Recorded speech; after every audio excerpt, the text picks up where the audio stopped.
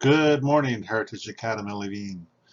Good morning, scholars. My name is Mr. Plum. I'm going to be teaching you conceptual physics this year. And in physics, one of the big things we're going to be learning this year is a thing called the engineering design process. The engineering design process works in tandem with the scientific method, and scientists use it to help create new inventions, new innovations. So it's important that you learn how to use it as well. And you'll see as we get into it more later that it's very similar to the scientific method. It does have some differences. Now, to help illustrate how the engineering design process works, I'm going to tell you about my past life. Before I became a teacher, this is my 19th year of teaching. Before that, for about 20 years, I worked for various architects, engineers, as a product designer and as a drafting technician. So what a product designer and a drafting technician do is they take and get criteria, specifications from a chief architect or a chief engineer, and they will come to that person and they'll say, I want to make this new gadget, I want to make this new building, I want to make this new software, I want to make this new game, new iPad, new phone, any device that you can buy in the store, and even any software, any game that you currently play with and use. They were all designed using the engineering design process. So it's a big part of the world. Uh, to tell you how this works, to go through these steps, I'm going to give you a real world example. When I worked for Fleetwood Motorhomes, I was part of a design team, product design team. There were 6 of us on the product design team. We were the Pace Aero and Southwind design team. They since have split those into 2 separate design teams. But back then, when I worked for them, this would have been in the late 80s, when I worked for them, so between like 1985 through 1990, I worked for them. And so what would happen is we would design a motorhome, and then you would build that motorhome and you would send it out and you'd let people test it. And then you'd also look for consumer feedback. The consumers who would be using your product, and if something goes wrong with it, then they would let us know. So some of you are familiar with this if you have used software where there's a little button you can click, so would you like to be a part of our test and evaluation program to help give us feedback? So some of you, most of you probably say, no, I don't want to do that, but there's enough people who do click on that and who do want to do that. But in the old world, before software, what you would do is you'd get feedback from customers, and then you would take that feedback and you'd make a better product. So this is generally why my opinion, when there's a new device or a new car or something that comes out that first year, it's typically better to buy a car or something that's been designed like when the new Mustang came out, that very first year Mustang was cool to look at, but I wouldn't have bought one simply because it had some bugs to be worked out, and they got feedback from consumers and from people. And then the Mustang that came out 2 or 3 or 4 or 5 years after that was a much better product because of those feedback. So this is what happens with motorhomes too. So what happened is that there was this gentleman who was driving across the desert, and he pulls into a gas station in Needles, California. It's been hot. So if you've ever been to Needles, Needles is hot like Phoenix. And so he went out to put gas in his motorhome. Now, if you've ever been into a gas pump, some of you are driving, some of you are not, but you maybe have helped your parents. There's a sign on the gas pump, and you'll see them if you pay attention. Please extinguish all flames. Obviously, because gasoline is very combustible. And there's signs on the motorhome itself, on the little cap, the little door that you open to get to the gas cap. So this gentleman, though, was smoking a stogie. If you don't know what a stogie is, it's a big fat cigar. So he's smoking a stogie, and he goes to put gas in his motorhome. And he opens that gas cap. When he opens the gas cap, there was a loud whoosh. And what that whoosh is a release of back pressure. And so when we get into physics later, one of the things you can learn in one of the later chapters is about the 3 states or the 3 phases of matter. Those are, if you remember, solids, liquids, and gases. Excuse me. And what you need to know is that they have similarities, but they also have differences. They all, when they're heated up or when energy is applied to them, they all expand at different rates. And so liquids and gases expand at different rates too. But what you also need to know is that a liquid and a gas are both fluids. Typically, you don't think of a fluid as being a liquid and a gas. You think fluids are like your glass of water or your Diet Dr. Pepper or whatever you like to drink. But gas is also a fluid, so you don't typically think of the air around you, or like oxygen or methane or hydrogen. You don't typically think of those things as being fluid. They are fluid, and you'll see more about that later.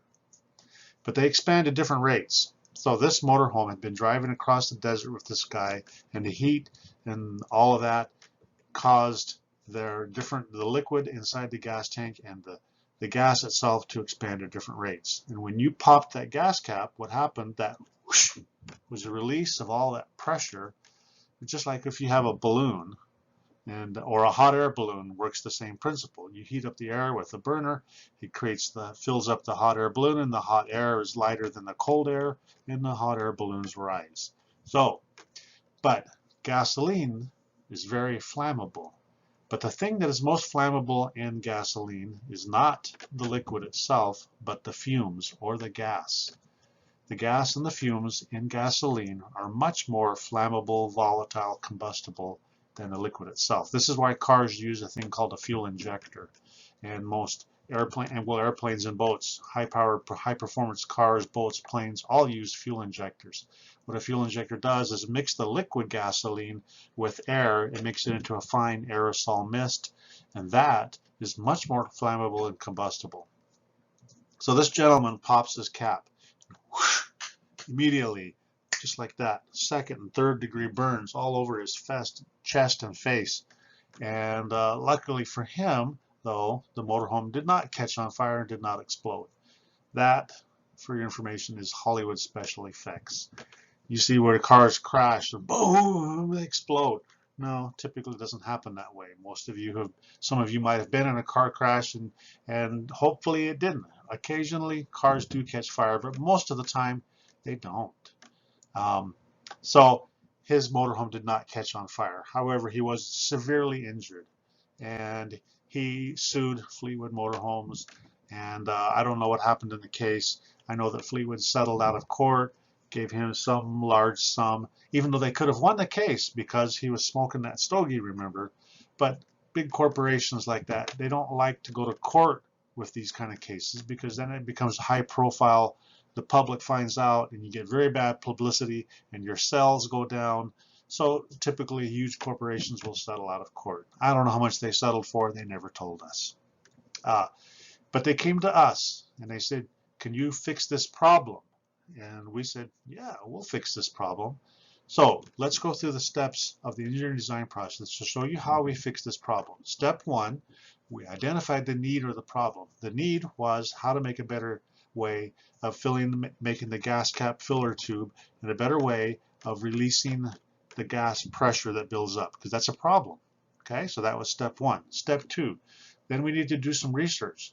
Has anybody else done this? Because we're not the only automotive manufacturers in the world. So somewhere else in the world has somebody does similar. So we did some research.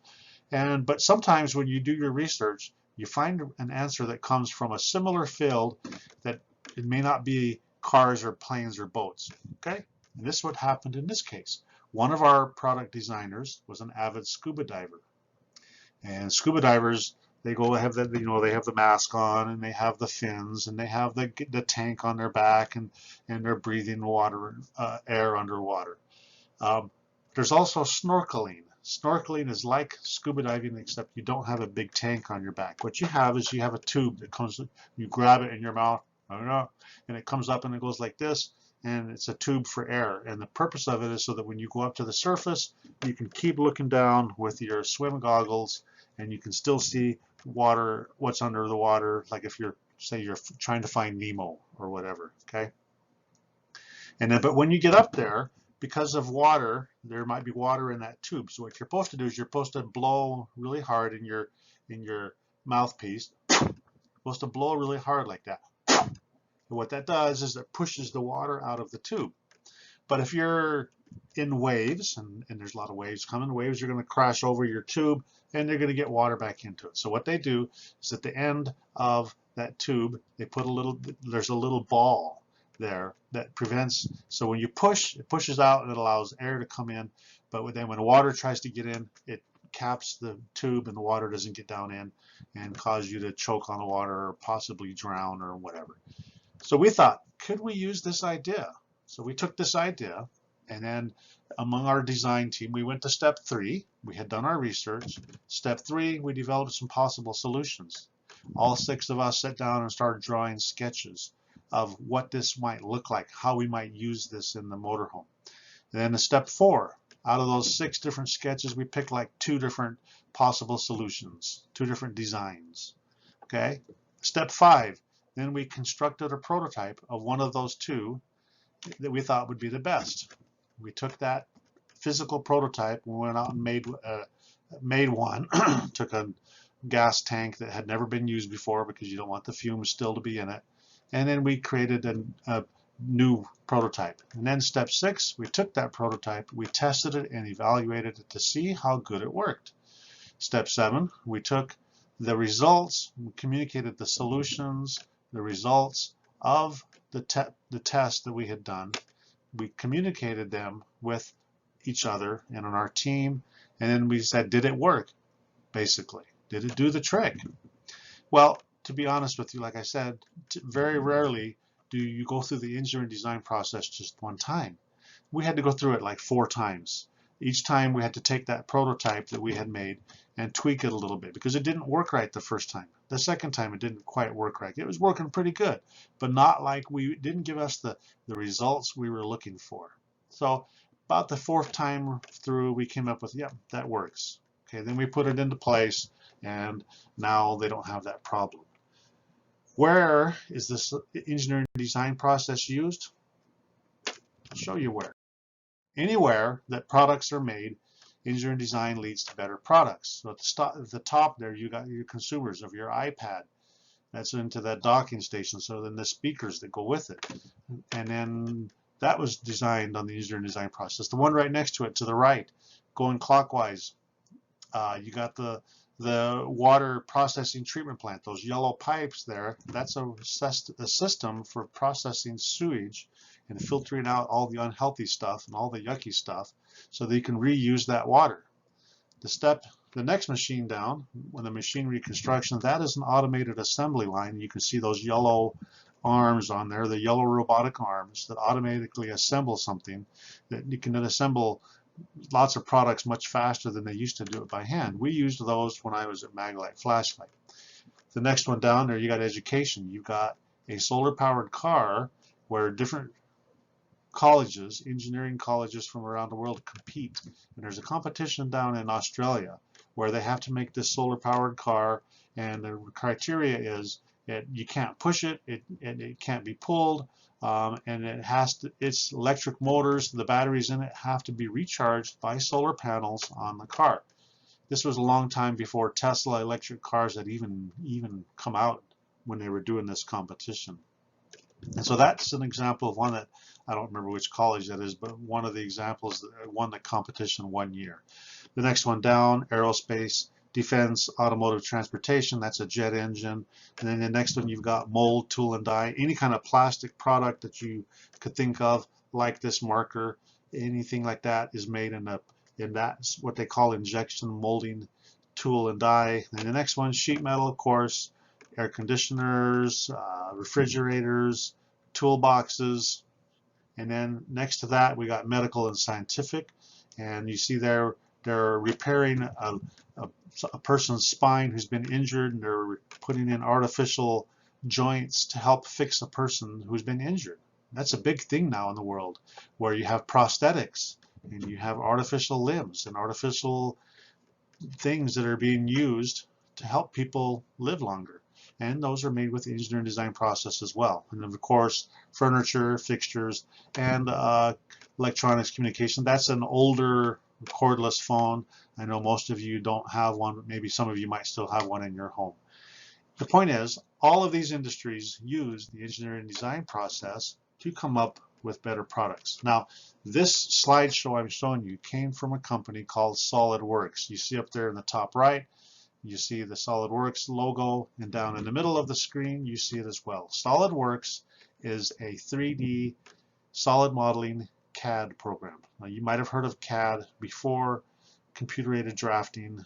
I actually used it for a long time, and I actually used to teach it. For my first 10 years of teaching at a charter school in California, I taught computer-aided drafting and engineering. Will we bring it to Heritage? I hope. I don't know. We'll see. Anyway, this program reduces the time that it takes to get a product to market.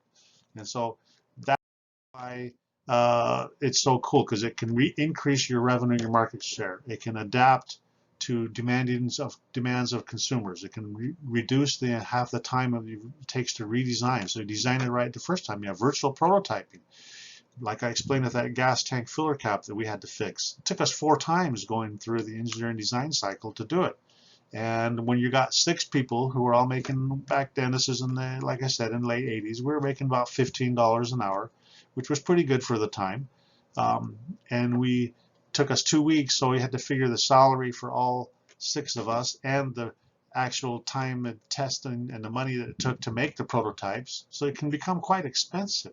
But if you can do all of that in a number of hours using a virtual reality program, which is what SolidWorks is basically a virtual reality 3D solid modeling CAD program. If any of you have watched Iron Man, it's basically Jarvis, okay? But that's science fiction. We don't have something that good yet. But SolidWorks is pretty close, okay? So improve your product quality and your performance, reduce the time of recall and warranty costs, reduce material costs. Now that's a big one. Let me show you what I mean by that. You can decrease the design cycle time, improve the complex mechanisms. There on the right, you see that crane with a bucket that's for scooping up dirt. That crane's got 1,000+ parts on it. Each one of those single parts can be drawn using the SolidWorks program, and then you can assemble them together, and you can actually drive the crane around in virtual reality, and you can use it to drive around and pick up dirt and see how well it works. Okay. And then early problem detection and correction, well, you're doing it all virtually, so you don't have to spend thousands and thousands of dollars making prototypes to see if they really work. It reduces your time consuming and costly prototyping. Okay, so this is what I mean, an example of how this program, SolidWorks, really helps to reduce the time to market. At the very top there, you see where it says design, verification, and validation. You've got an arm for some kind of machinery. I'm not really sure what that one is, but let's just pretend that it's a tie rod for your front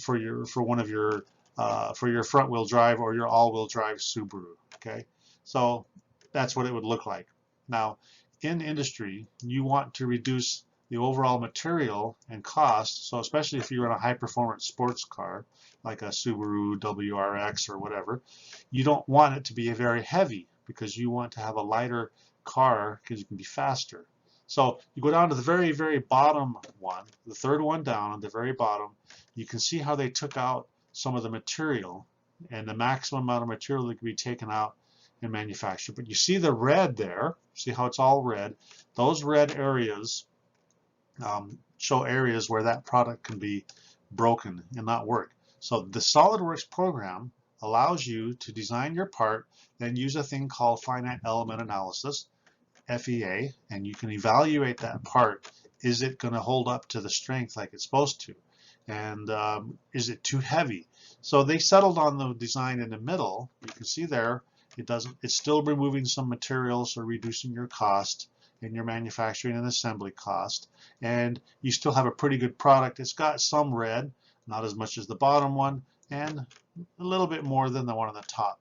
So that's what they went with. So what do you need to remember from this PowerPoint? 1. Identify the need or problem. These are the steps of the engineering design process. Take a picture of this, screen print it, screenshot, write it up, whatever. Identify the need or problem, number 1. Number 2, research the need or problem. What's been done before? Explore other options on the internet, etc. Step 3, develop possible solutions. Brainstorm, make sketches, draw on your mathematics and science knowledge. And what you learn here in physics is going to really be able to help you with that one. And then step 4, select the best possible solution or best design. And then step 5, construct a prototype. Model the solution. Now, in the old ways, you had to actually make a physical prototype. With SolidWorks, you can model the prototype virtually and save yourself a lot of time and use VR to help design products. This is what happens in the world nowadays. That's how products and things are made now. Everybody uses a program like SolidWorks, and they use virtual reality headphones, and it's like you've seen, literally like you see in Iron Man. Okay. Then you test and evaluate the prototype. Does it work? Yes, no, maybe. And we communicate the results of the test in step 7. Share your opinions, whether you think it works or not, and what would work better. And then redesign, overhaul the prototype based on the results. And typically you'll go through this process a number of times.